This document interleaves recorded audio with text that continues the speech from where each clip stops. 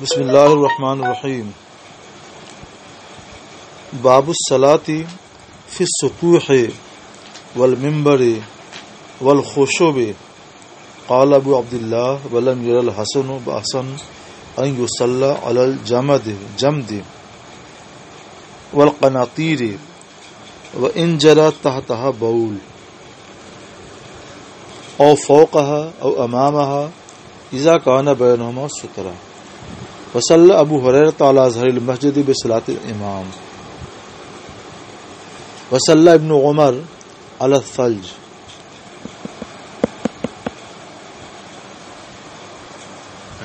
سطوح یہ جمع ہے سطح کی. سطح البیت گھر کی چھت، اسی کو سقف بھی کہتے ہیں، سقف البیت کو ہو یا سطح البیت کو ہو. اور فی جو ہے یہاں پر اعلیٰ کے معنی میں، کبھی کبھی لفظ فی اعلیٰ کے معنی میں بھی استعمال ہوتا ہے. جیسے قرآن پاک میں ہے، اللہ تعالیٰ فرماتا ہے وَلَوْصَلِّبَنَّكُمْ فِي جُذُوقِ النَّخْلِ، کہ ضرور میں تم کو سولی دوں گا کھجور کے تنے میں. تو کھجور کے تنے میں نہیں، کھجور کے تنے پر ہونا چاہیے. یہاں فی جو ہے بالاتفاق اعلیٰ کے معنی میں ہے. ویسے ہی امام بخاری رحمۃ اللہ علیہ نے یہاں فی کو اعلیٰ کے معنی میں استعمال کیا ہے. گھر کی چھت میں نماز پڑھنا نہیں، گھر کی چھت پر نماز پڑھنا، گھر کی چھتوں پر نماز پڑھنے کا بیان. والمنبر اور مسجدوں کے ممبر پر نماز پڑھنے کا بیان. لفظ ممبر کے بارے میں ہم تھوڑی سی وضاحت کرتے ہوئے چلیں. یہ لفظ تو بہت مشہور ہے، اور ممبر کسے کہتے ہیں وہ آپ جانتے ہیں. ممبر بنا ہے نبرہ یمبروں سے، جس کے معنی آتے ہیں بلند ہونے کے. تو کہتے ہیں نبرت الشیء کب بولتے ہیں؟ اذا رفعتہ، جب کسی چیز پر میں بلند ہو جاؤں تو بولوں گا نبرت الشیء.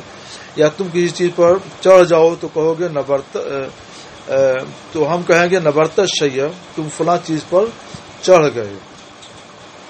تو ممبر میں میم جو ہے اصل میں کسرے کے ساتھ جو میم ہوتا ہے وہ اعلیٰ کے لیے آتا ہے. اس طور پر ممبر کا معنی کیا ہوگا؟ بلندی پر چڑھنے کا اعلیٰ. تو وہ بلندی پر چڑھنے کا اعلیٰ کیا ہے؟ بلکہ وہ بلندی پر چڑھنے کی جگہ ہے. تو اس کو مفعول کے وزن پر منبر ہونا چاہیے. لیکن عربوں سے سما یہی ہے، یہ منبر کے بجائے ممبر ہے. تو یہ لفظ سمائی ہے خلاف قیاس، اس لیے اس کو ممبر ہی پڑھا جائے گا. پڑھیں گے ممبر اور معنی لیا جائے گا منبر کا بلندی پر چڑھنے کی جگہ. شروع ہو گئی. تو ترجمہ میں خشب یہ جمع ہے خشبہ کی. خشبہ کا معنی لکڑی کا تختہ. تو گھروں کی چھتوں اور مسجدوں کے ممبر اور لکڑیوں کے تختے پر نماز پڑھنے کا بیان. ابو عبداللہ امام بخاری کہتے ہیں ولم یر الحسن، امام حسن بصری اس میں کوئی حرج نہیں سمجھتے ہیں کہیں یصلی علی الجمد، برف کی سل پر نماز پڑھی جائے. برف کی سل پر کچھ بچھا دیں اور اس پر نماز پڑھ جائے. والقناطیر قنطرہ کی جمع، اور پلوں پر نماز پڑھی جائے اگرچہ اس کے نیچے پیشاب بہ رہا ہو. یعنی وہ گندا نالا ہے اور اس کے اوپر پل بنا ہوا ہے تو اس پل کے اوپر نماز پڑھ سکتے ہیں. اس کی وجہ وہی ہے کہ پل کے نیچے جو کچھ بھی پیشاب بہ رہا ہے تو پل اندر سے ناپاک ہوا، لیکن اوپر سے تو پل ناپاک نہیں ہے. تو ہمیں پاک جگہ پر پڑھنے کا حکم ہے، اور اوپر کا پل کا اوپر والا حصہ پاک ہے، لہذا نماز پڑھنی پل پر جائز ہے. او امامہا، او کیا ہے اس کی بات؟ او اگرچہ اس کے نیچے پیشاب بہ رہا ہو یا اس کے اوپر پیشاب بہ رہا ہو، یعنی پل کے اوپر پیشاب بہ رہا ہو، اس کا مطلب یہ ہوا کہ پل کی جو بلندی ہے جہاں نماز پڑھ رہا وہاں پیشاب نہیں ہے، لیکن دائیں بائیں سے پل کے اوپر جو نیچے کا حصہ اس پر پیشاب بہ رہا ہے. مرضی جگہ نماز پڑھ رہا ہے وہاں پر پاک ہے، وہاں پہ کچھ نہیں ہے. او امامہ یا اس کے آگے جو پل والا حصہ ہے وہ نشیب میں اس پر تو پیشاب بہہ رہا ہے، لیکن یہ جہاں پر ہے وہاں پر پیشاب نہیں بہہ رہا ہے، بل یہ حکم اس وقت ہوگا جواز کا جبکہ ان دونوں کے درمیان، یعنی پیشاب اور امام کے درمیان، پیشاب اور نمازی کے درمیان کوئی سترہ حائل ہو تاکہ اس کے چھینٹے وغیرہ نہ آئیں۔ تو اس صورت میں پل کے اوپر بھی نماز پڑھ سکتے ہیں اور پل کے نیچے، پل کے اوپر تو نماز پڑھیں گے ہی، اگرچہ پل کے آگے یا پل کے دائیں بائیں پیشاب بہ رہا ہو اور سترا ہو تو اس پر نماز پڑھنے میں کوئی حرج نہیں ہے۔ وجہ یہی ہے کہ جس جگہ پہ نماز پڑھ رہا ہے وہ جگہ پاک ہے، طاہر ہے، اس میں کوئی حرج نہیں ہے۔ یہاں ایک ترجمۃ الباب پڑھ لیجیے۔ بس اللہ ابو ہریرہ تھا، اور ابو ہریرہ رضی اللہ تعالیٰ نے نماز پڑھی مسجد کی چھت پر بصلاۃ الامام، امام کی نماز۔ کیا مطلب کہ ابو ہریرہ رضی اللہ تعالیٰ مسجد کی چھت پر تھے اور وہ امام کی اقتداء کر رہے تھے، امام نیچے تھی اور مسجد کی چھت پر رہ کر یہ امام کی اقتداء کر رہے تھے۔ تو اس سے پتہ چلا کہ امام نیچے ہو اور مقتدی اوپر چھت کے اوپر ہو تو بھی نماز صحیح ہے۔ وصلی ابن عمر علی الثلج، اور حضرت عبداللہ بن عمر رضی اللہ تعالیٰ نے برف کی سل پر نماز پڑھی۔ کوئی جگہ صاف ستھری نہیں ملی ہوگی، برف کی سل رکھی ہوئی تھی، یعنی پانی جمع ہوا تھا، کچھ پر کچھ بچا کر انہوں نے نماز پڑھ لی۔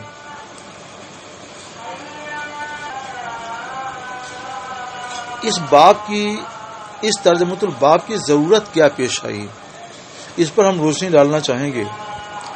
اصل میں احادیث نبویہ کی بنیاد پر یہ ہم حنفیوں کا مذہب خاص ہے اور دوسرے ائمہ نے بھی اس پر روشنی ڈالی ہے کہ نماز زمین پر پڑھی جائے گی۔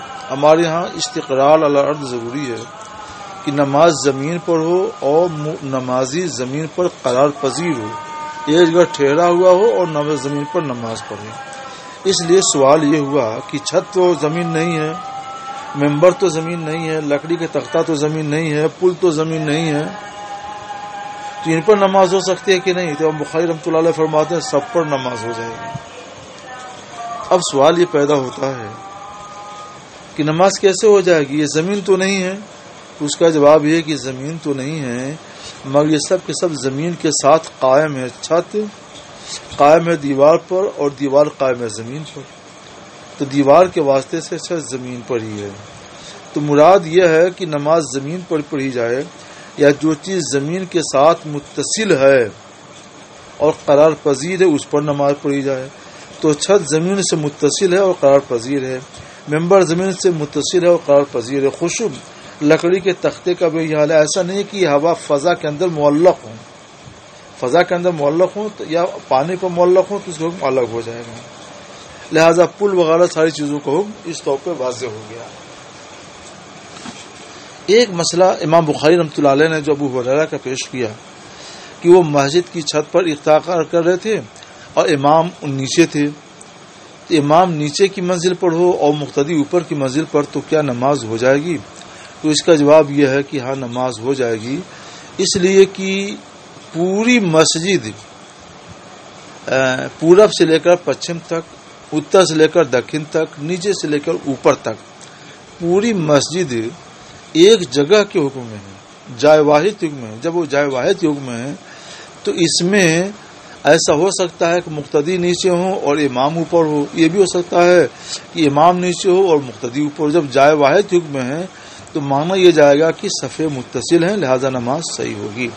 لیکن مسجد کے علاوہ کوئی اور جگہ ہو، مثلا امام گھر میں نیچے کی منزل میں امامت کر رہا ہے اور کچھ مقتدی اوپر ہو گئے، تو اگر صفیں متصل ہوں یعنی نیچے کی سب بھر گئی اور پھر زینے پر بھی لوگ نماز پڑھ رہے ہیں اور ہوتے ہوتے چھت پر بھی پڑھنے لگے، سب صفیں متصل ہیں، تب تو چھت والوں کی نماز ہوگی، اور صفیں متصل نہیں ہیں تو چھت والوں کی نماز نہیں ہوگی، کیونکہ چھت بہت بلندی پر ہوتی ہے اور امام کا یا مقتدی کا اتنی بلندی پر ہونا کہ کہیں کہ بڑی بلندی زیادہ ہے، یہ نماز اس سے فاسد ہو جاتی ہے۔ وجہ اس کی یہ ہے کہ ہمارے ہاں یہ شرط ہے اتحاد الاقتداء کے لیے شرط اتحاد و مکان الامام والماموم، امام اور مقتدی کی جگہ ایک ہو، اور یہاں امام اور مقتدی کی جگہ ایک نہیں ہو رہی ہے بلکہ دو ہو رہی ہے۔ مسجد میں امام اور مقتدی کی جگہ ایک رہتی ہے، اگرچہ دونوں دو منزل پہ ہوں، مگر مسجد کے علاوہ دونوں کی جگہ بدل جا رہی ہے، اس لیے ان کی نماز نہیں ہوگی۔ بسم اللہ الرحمن الرحیم۔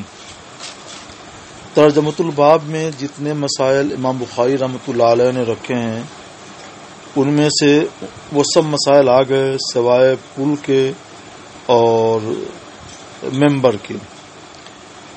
گھر کی چھتوں پر نماز کا بیان تھا، مسجد کی چھتوں پر نماز کا بیان تھا، اور لکڑی کے تختے پر تو ابھی لکڑی کا تختہ باقی رہ گیا، پل باقی رہ گیا اور ممبر باقی رہ گیا۔ تو پل کا تو اس میں ذکر نہیں ہے، مگر چھت کا جب آ گیا تو جب اونچی چھت پہ نماز ہو سکتی ہے تو اس چھت پر بھی نماز ہو سکتی ہے، تو یہ بھی ایک چھت ہی ہے۔ اب جو ہے ممبر کا مسئلہ سنوں، اور اسی کے ساتھ ساتھ کہیں خشب اور خوشب کا بھی مسئلہ آ جائے گا۔ حدیثوں سے امام بخاری نے ایک ایسے استنباط کیا ہے، اس پر بھی نظر رکھنی چاہیے۔ اب ہم ترجمہ کرتے ہیں۔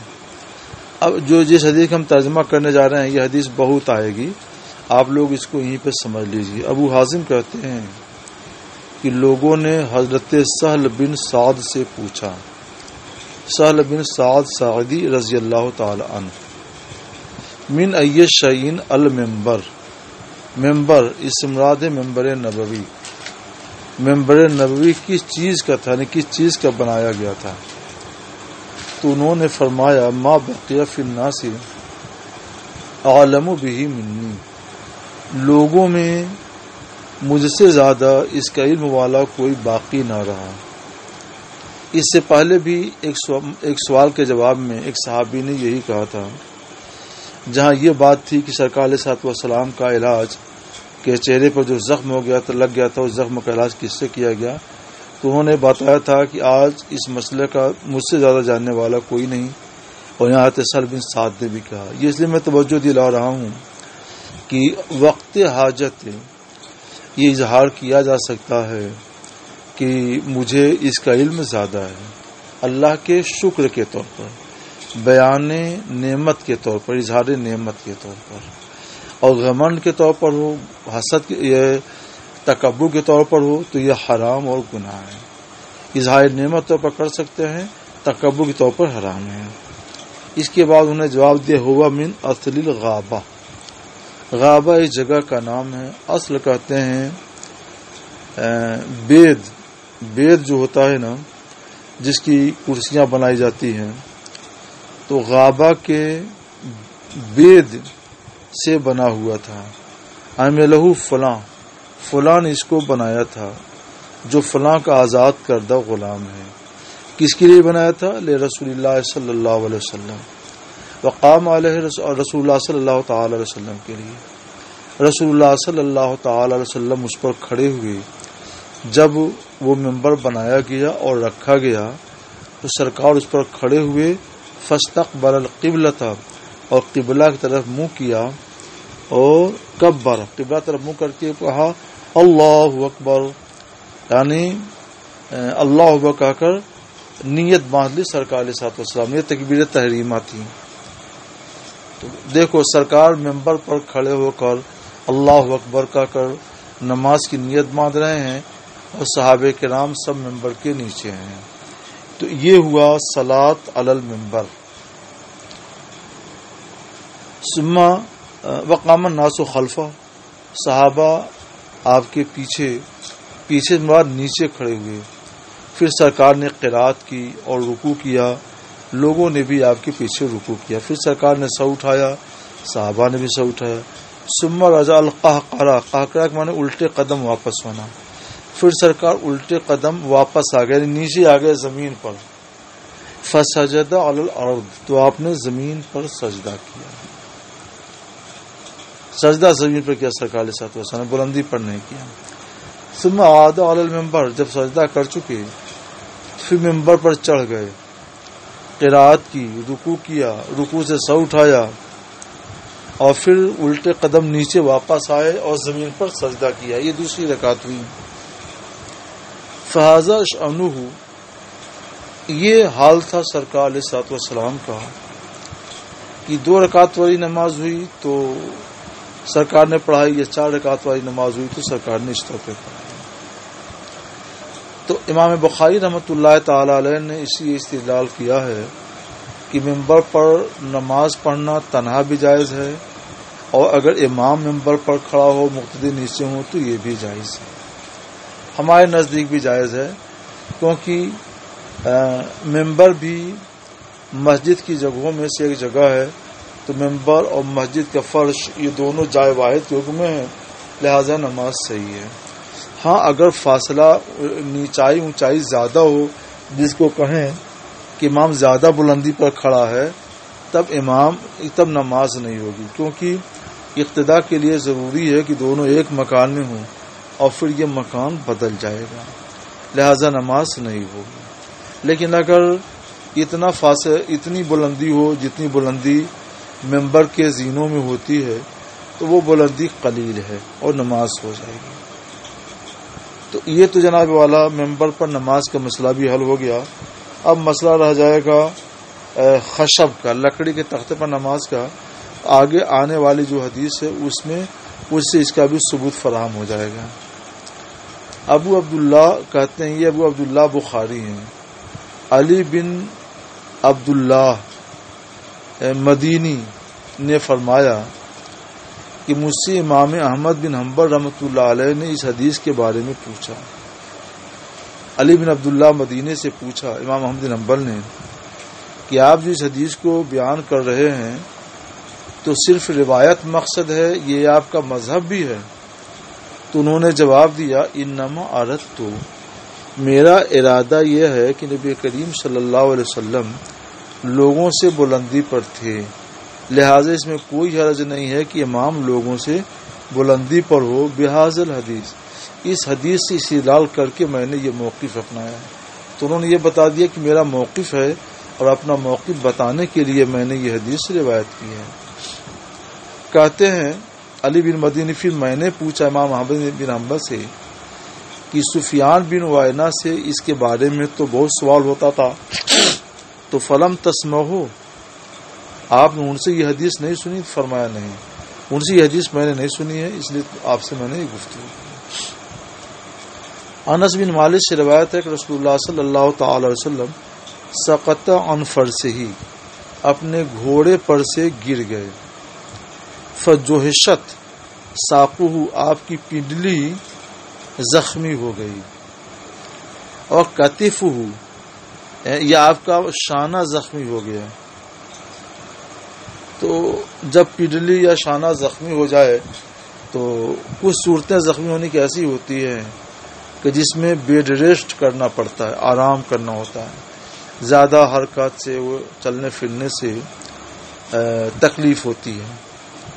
تو اب سرکار نے بیڈ ریسٹ کیسے کیا؟ اعلی من نسائہ، اپنی بیویوں سے 1 مہینے کے لیے، شہرن ہے 1 مہینے کے لیے ایلا کر لے. ایلا کے معنی آتے ہیں قسم کھانا، یعنی سلیس ترجمہ یہ ہوگا معنی خیز. اعلی من نسائہ اے من قربان نسائہ، اپنی بیویوں سے کے قریب ہونے سے، 1 مہینے تک اپنی بیویوں سے قریب ہونے سے قسم کھا لی، یعنی قسم کھا لی کہ میں اپنی بیویوں سے 1 مہینے تک قربت نہیں کروں گا. فجلس فی مشربۃ اللہ، اور سرکار اپنے بالا خانے پر تشریف لے گئے، جا کر بیٹھ گئے. اونچے جو بالا خانہ تھا دوسری منزل اوپر جا کر بیٹھ گئے تاکہ بار بار چڑھنا اترنا نہ ہو. درجتها من جذوع النخل، اس کا زینہ، اس کی سیڑھی کھجور کے تنے سے بنی ہوئی تھی. کھجور کا تنا ڈال دیا گیا، پھر دوسرا ڈال دیا گیا، اس سے چڑھ کر سرکار علیہ الصلوۃ والسلام اپنے بالا خانے میں تشریف لے گئے تھے. اور یہ سب انداز لگتا یہ ہے کہ وہ جذوع النخل جو تھے، سیڑھی کی جو زینے کھجور کے تنے کے بنے ہوئے تھے، یہ قبلہ رو تھے، اور گھر بھی قبلہ رو تھا. فَأَتَاهُ أَصْحَابُهُ يَعُودُونَ، تو آپ کے صحابہ آپ کی عادت کے لیے تشریف لائے. فَصَلَّى بِهِمْ جَالِسًا، تو نبی کریم صلی اللہ علیہ وسلم نے ان کو بیٹھ کر نماز پڑھائی. وَهُمْ قِيَامٌ، اور وہ لوگ کھڑے تھے. بتا چکا ہوں قیام قائم کی جمع ہے. اس سے پہلے سیام کا لفظ گزر چکا ہوں، بتایا تھا کہ سیام صائم کی جمع ہے. تو مقتدی صحابہ جتنے تھے سب کھڑے تھے اور سرکار بیٹھ کر نماز پڑھا رہے تھے. جب سرکار نے سلام پھیرا تو فرمایا انما جعل الامام لیتم بھی، امام اس لیے بنایا گیا ہے تاکہ اس کی اقتدا کی جائے. تو جب وہ تکبیر کہے اللہ اکبر تو تم لوگ بھی تکبیر کو کہو، اور جب وہ رکوع کرے تم لوگ بھی رکوع کرو، اور جب وہ سجدہ میں جائے تو تم لوگ بھی سجدہ کرو. وَإِن صَلَّى قَائِمًا، اور اگر وہ کھڑے ہو کر نماز پڑھے تو فَصَلُّوا قِيَامًا، تو تم لوگ بھی کھڑے ہو کر نماز پڑھو. یہاں سے سرکار علیہ الصلوۃ والسلام نے یہ ذہن دے دیا ہے کہ مفہوم مخالف کے طور پر کہ اگر امام بیٹھ کر پڑھائے تو تم لوگ بیٹھ کر پڑھو. مگر سرکار علیہ الصلوۃ والسلام نے ان صحابہ کرام کو نماز کی اعادہ کا حکم نہیں دیا. تو اس کا مطلب یہ ہوا کہ کھڑے ہو کر نماز پڑھنے، امام بیٹھ کر نماز پڑھائے تو مقتدی کھڑے ہو کر بھی پڑھ سکتا ہے اور بیٹھ کر بھی پڑھ سکتا ہے. اور سرکار نے جو فرمایا فصلوا قیام کی نے جو اشارہ دیا تو کہ تم لوگ بیٹھ کے ہی پڑھو تاکہ امام کی اقتدا پوری طور پر ہو، تو یہ بطور استحباب تھا، بطور وجوب نہیں تھا. مگر آگے ایک حدیث آئے گی جو سرکار علیہ الصلوۃ والسلام کے وصال سے ایک دو دن پہلے کی حدیث ہے کہ سرکار علیہ الصلوۃ والسلام نے بیٹھ کر نماز پڑھائی اور تمام صحابہ کرام نے کھڑے ہو کر نماز پڑھائی، اور سرکار نے انہیں تنبیہ نہیں فرمائی، ان کو باقی رکھا. تو اس حدیث سے یہ حدیث منسوخ ہو جاتی ہے. سرکار کا آخری عمل یہی ہے کہ آپ نے بیٹھ کر نماز پڑھائی اور صحابہ نے کھڑے ہو کر نماز پڑھائی، اور اس کے ایک دو دن کے بعد ہی سرکار کا وصال ہو گیا. اس لیے وہ حدیث ناسخ ہے اور یہ منسوخ ہے. لہذا اب حکم یہی ہے کہ امام عذر کی وجہ سے بیٹھ کر پڑھائے تو بھی مقتدی کھڑے ہو کر پڑھیں، کیونکہ قیام فرض ہے اور مقتدی معذور نہیں ہے، لہذا وہ کھڑے ہو کر ہی نماز پڑھیں گے. والنظر ل29، سرکار 29ویں تاریخ کو بالا خانے سے نیچے آ گئے. صحابہ نے عرض کی یا رسول اللہ انکا آلیت شہرا، آپ نے تو 1 مہینے تک کی قسم کھائی تھی. تو حضور نے فرمایا ان شہر 29، یہ مہینہ 29 کا ہے. سرکار بالا خانے میں، صحابہ بالا خانے میں نہیں تھے، یہ آتے جاتے تھے، چاند دیکھتے تھے، انہیں معلوم نہیں ہوا اور سرکار کو معلوم ہو گیا. اس کا مطلب کیا ہوا کہ وحی کے ذریعے سرکار کو اطلاع مل گئی تھی کہ مہینہ مکمل ہو گیا، اس لیے سرکار علیہ الصلوۃ والسلام نیچے تشریف لے آئے. یہاں ہم ایک بات آپ سے بیان کر دیں، یہ ایلا لغوی ہے، اس کے معنی قسم کھانے کے ہیں، اور ایک ایلا اصطلاحی ہے. ایلا اصطلاحی یہ ہے کہ شوہر یہ قسم کھائے اپنی بیوی سے کہ میں تمہارے ساتھ 4 مہینے تک مباشرت نہیں کروں گا، یا کہے کہ میں تم سے کبھی بھی مباشرت نہیں کروں گا. تو یہ ایلا اصطلاحی ہے، فقہی اصطلاح میں ایلا اس کو کہتے ہیں. تو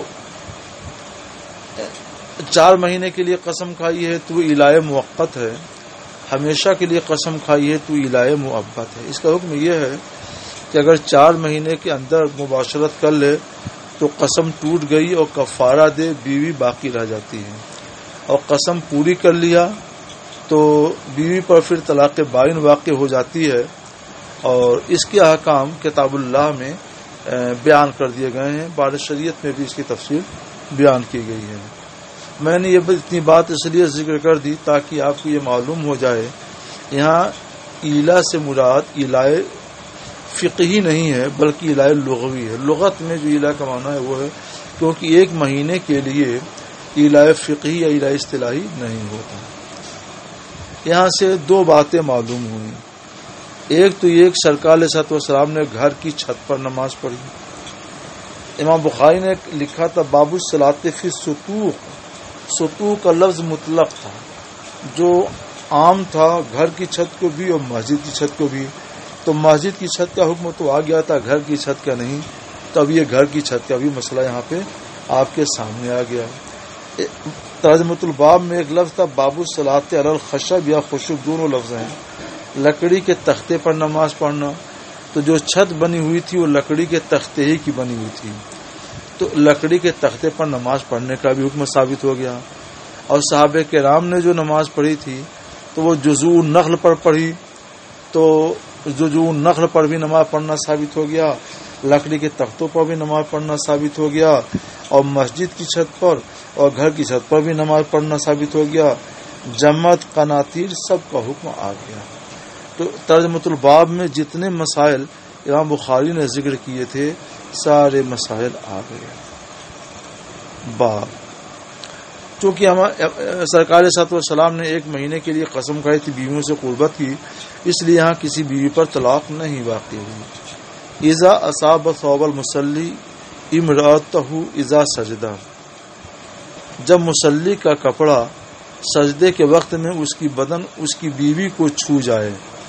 تو ابھی جلد ہی آپ نے یہ حدیث پڑھی ہے حضرت میمونہ سے کہ میں سرکار کے آگے رہتی اور میں حائضہ تھی، سرکار سجدہ کرتے تو آپ کا کپڑا میرے بدن کو چھو جاتا، تو اس سے کوئی فرق نہیں پڑتا ہے، گزر چکا.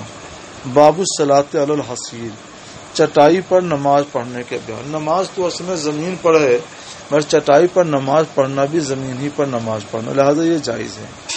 جابر بن عبداللہ اور ابو سعید رضی اللہ تعالیٰ نے کشتی میں نماز پڑھی کھڑے ہو کر.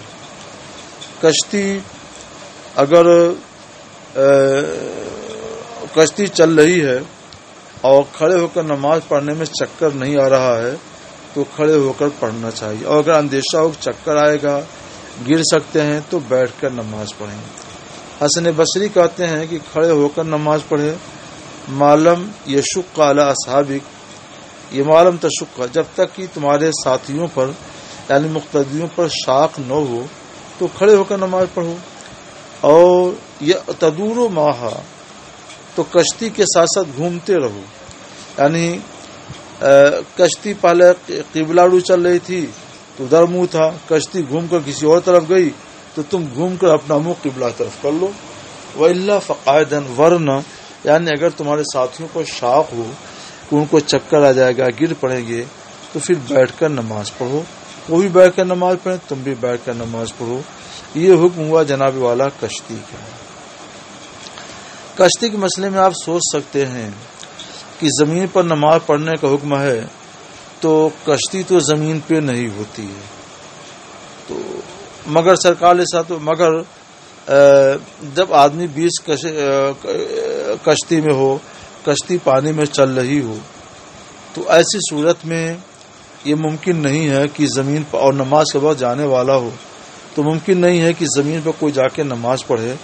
اس لیے چونکہ ممکن نہیں اضطراری صورت ہے، لہذا کشتی پر اور چلتی ہوئی کشتی میں نماز پڑھنا جائز و درست ہے. تو یہ جو ہے کہ زمین پر نماز پڑھے تو یہ اس وقت ہے جب زمین پر نماز پڑھ رہا ہو، جب زمین پر نماز پڑھنا ممکن ہو. اور لہذا جب کشتی دریا میں یا سمندر میں چل رہی ہو تو زمین پہ نماز پڑھنا ممکن ہی نہیں ہے، لہذا اضطراری صورت پائی گئی، اس لیے چلتی ہوئی کشتی میں بھی نماز پڑھے گا. انس بن مالک کی حدیث آگے بھی آئے گی، ہم یہیں آپ کو پڑھا دیتے ہیں، ترجمہ کرا دیتے ہیں. ان کی دادی ہیں ملائکہ رضی اللہ تعالی عنہ. انہوں نے رسول اللہ صلی اللہ علیہ وسلم کی دعوت کی، ایک کھانے کی دعوت کی. وہ کھانا انہوں نے سرکار کے لیے پکایا، اس میں سے کچھ سرکار نے کھایا. ثم قال، پھر فرمایا تم لوگ کھڑے ہو جاؤ، فلأصلی لکم، تاکہ میں تم لوگوں کو نماز پڑھاؤں. انس کہتے ہیں تو میں کھڑا ہوا، الی حصیر لنا، تو میں اپنی ایک چٹائی کے پاس کھڑا ہوا. قد اسود، وہ چٹائی کالی پڑ چکی تھی، من طول ما لبسا، کثرت استعمال کی وجہ سے، اس کے دراز ہونے کی وجہ سے جو ما لبسا جو استعمال ہوا تھا، یعنی چٹائی کے کثرت استعمال کی وجہ سے چٹائی کالی ہو چکی تھی. اور اس پر کھانا وانا بھی کھاتے تھے تو کچھ چیزیں گری پڑی تھیں جو سڑ گئی تھیں. فنضحت بماء، اس پر میں نے پانی کا چھڑکاؤ کیا. نضح جو چھڑکنے کے معنی میں ہے تاکہ جو چیزیں لگی ہوگی وہ نرم ہو جائیں اور پھر مل دیا، پونچھا مار دیا تو وہ چٹائی صاف ہو گئی۔ پھر رسول اللہ صلی اللہ تعالی وسلم کھڑے ہوئے اور صف لگائی میں نے اور یتیم نے حضور کے پیچھے، اور جو ہماری دادی تھیں وہ بڑھیا، وہ ہمارے پیچھے تنہا صف لگا کر کھڑی ہوئی، تو پتہ چلا کہ عورت جو ہے بچوں کے پیچھے کھڑی ہوگی۔ پھر رسول اللہ صلی اللہ علیہ وسلم نے ہم کو 2 رکعت نماز پڑھائی، وانصرف اور نماز سے فارغ ہوئی۔ یہ نماز نفل تھی۔ کہا یہ جاتا ہے کہ نماز نفل جماعت کے ساتھ نہیں ہے، مگر یہ اس وقت ہے جب تداعی کے ساتھ ہو، یعنی بلایا جائے کہ آؤ اور جماعت قائم کی جائے۔ لمبی جماعت قائم نہیں کریں گے اس کے لیے۔ اس حدیث سے پاس یہ ثابت ہوا کہ مختصر سی جماعت ہو، صرف گھر کے لوگوں کو پڑھانا ہو، الگ سے بلانا نہ ہو، تو 2-3 آدمی نماز پڑھ سکتے ہیں۔ تو 3 آدمی گھر کے تھے اور ایک سرکار علیہ السلام امام تھے، تو کل 4 آدمیوں نے نماز پڑھی۔ تو پتہ چلا کہ 4 آدمی ہوں، ایک امام ہو، تو اتنے آدمی جماعت کے ساتھ نفل نماز پڑھ سکتے ہیں۔ باب الصلاۃ علی الخمرہ، مصلی پر نماز پڑھنے کے بعد۔ مصلی کو خمرہ کہتے ہیں۔ کل یا پرسوں سبق میں ہم نے اس کی وضاحت کر دی ہے، وہی حدیث بھی ہے۔ باب الصلاۃ علی الفراش، بستر پر نماز پڑھنے کا بیان۔ انس بن مالک نے اپنے بستر پر نماز پڑھی۔ بستر پاک صاف ہے، زمین پر بچھا ہوا ہے یا چوکی پر تخت پر بچھا ہے تو اس پر نماز پڑھ سکتے ہیں، اس میں کوئی حرج نہیں ہے۔ حضرت انس کہتے ہیں کہ ہم لوگ نبی کریم صلی اللہ علیہ وسلم کے ساتھ نماز پڑھتے تھے۔ ساتھ نماز پڑھنے مطلب کیا ہے؟ سرکار امامت کرتے تھے اور ہم لوگ حضور کی اقتدا کرتے تھے۔ فیسجد احدنا علی ثوبہ، تو ہم لوگ اپنے کپڑے پر سجدہ کرتے۔ ذرا احدنا کو بھی سمجھ لیجئے، یہ ایک ترکیب ہے جس کو عرب استعمال کرتے ہیں۔ احدنا، احدانا یہ لفظ بولتے ہیں، تو لفظی ترجمہ یہ ہوگا کہ ہم میں سے کوئی ایک آدمی اپنے کپڑے پر سجدہ کرتا ہے، یعنی باقی لوگ سجدہ نہیں کرتے، کوئی ایک آدمی سجدہ کرتا، ایسا نہیں ہے۔ لفظ احد ایسا ہے کہ جب یہ مضاف ہو جاتا ہے کسی کی طرف تو اس وقت یہ عام ہو جاتا ہے، کلمہ عام میں اس کا شمار ہوتا ہے۔ اس لحاظ سے احدنا یہ عام ہے سب کو، تو اب ترجمہ اس کا اصلی مطلب خیز ترجمہ کیا ہوگا؟ یسجد احدنا، یعنی یسجد کلنا علی ثوبہ، ہم میں سے ہر شخص اپنے کپڑے پر نماز پڑھتا ہے۔ تو یہ احدنا مذکر کے لیے، احدانا مؤنث کے لیے یہ کلمہ عام ہے، لہذا اس کا ترجمہ یہ نہ کیجیے کہ ہم میں سے کوئی ایک آدمی اپنے کپڑے پر سجدہ کرتا، بلکہ یہ کہیے کہ ہم لوگ اپنے کپڑے پر سجدہ کرتے۔ اپنے کپڑے پر سجدہ کرنے مطلب ایک تو یہ ہے کہ مثلا دامن بڑا ہے تو اس کو بچھا دیا، اس کے اوپر سجدہ کر لیا۔ اصل میں جو مسجد بھی بنی ہوئی تھی نا، تو مسجد کا فرش پختہ نہیں ہوتا تھا، اس پر چھوٹے چھوٹے سنگریزے، بالو، مٹی یہ سب پڑے ہوتے تھے۔ اس پر سجدہ کیا جائے تو پیشانی میں سب لگے، اور اگر وہاں پہ دھوپ سخت ہوتی تھی اور کچھ دھوپ ہو گئی تو وہ اس پیشانی جلنے لگے، اس لیے وہاں یا تو کوئی کپڑا ہوتا تھا جو بچھا دیتے تھے، یا اپنے دامانی کو تھوڑا سا آگے پھیلا دیتے تھے، پسار دیتے تھے اور اس پر سجدہ کرتے تھے۔ تو پتہ چلا کہ اپنے کپڑے پر سجدہ کرنا جائز ہے۔ یہاں پر میرے عزیز بچوں اس بات یاد رکھنا، جو ہم نے احدنا کی تشریح کر دی ہے یہ یاد رہے۔ اس میں کبھی کبھی خلط مبس کر دیتے ہیں طلبہ۔